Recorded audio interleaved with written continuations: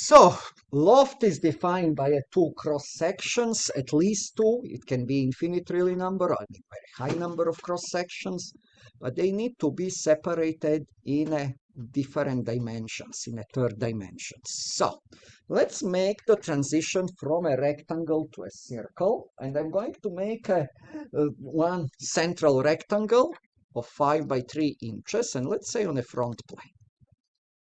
That will be my station number 1. 5 by 3, so it will look nice. Those are some of the good ratios. Now, let's say that this is the beginning of our duct, and that this duct need to end in some circle, which will be offsetted out for an 8 inches in a third dimension, in this case, dimension which is going in and out of our screen. So that means that first I need to make what? I need to make a new plane onto which I'm going to place that new sketch of the circle.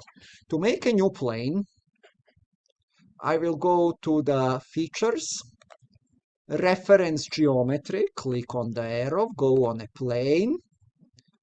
First reference will be my front plane, what was this plane?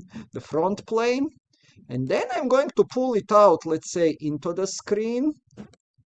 Distance for 8 inches, and I can change the direction by clicking on a flip offset.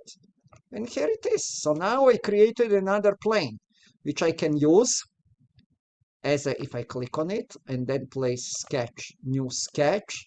Now I can make a sketch on that plane. And here is my circle of 2.5 inch diameter. Is it 2.0? Yeah, it is 2.5.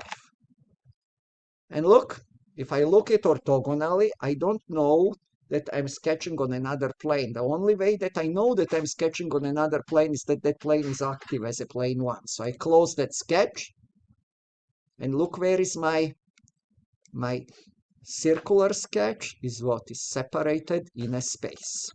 Now, what I need to do, I need to stretch a loft between it. So if I go to the features, and if I click on the lofted boss space, the minimum to create a loft, I need to have two profiles. Profiles are the cross sections. The guide curves, which we will see later, tell us how those cross sections flow to each other. If there are no guide curves, then the guide curves is implicitly defined as the point that we click on one profile to another profile. And look what happened when I click there. Click OK. And I have just created a transition, continuous transition, with infinite number of cross sections, which translate rectangle to a circle. Very common for the rectangular ducts, where we need to have at the end some kind of the circular attachment either to a pipe or to the fan. Okay, I will close this. So that's the very basic loft. Now, this feature, this base feature, we can use in combination with any other features to create geometries that we want. For example, let's say that this is going to be a duct with a 1/8 wall thickness. In that case, we will just shell it with a wall thickness of a 1/8, and we will choose the two end faces. And look what happened. I got my nozzle or my duct.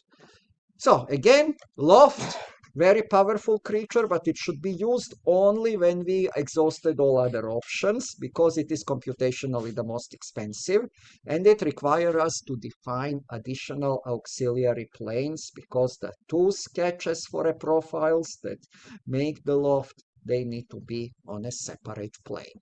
All right, so if I choose this material to be, let's say, the ABS-PC, and if I do the mass property,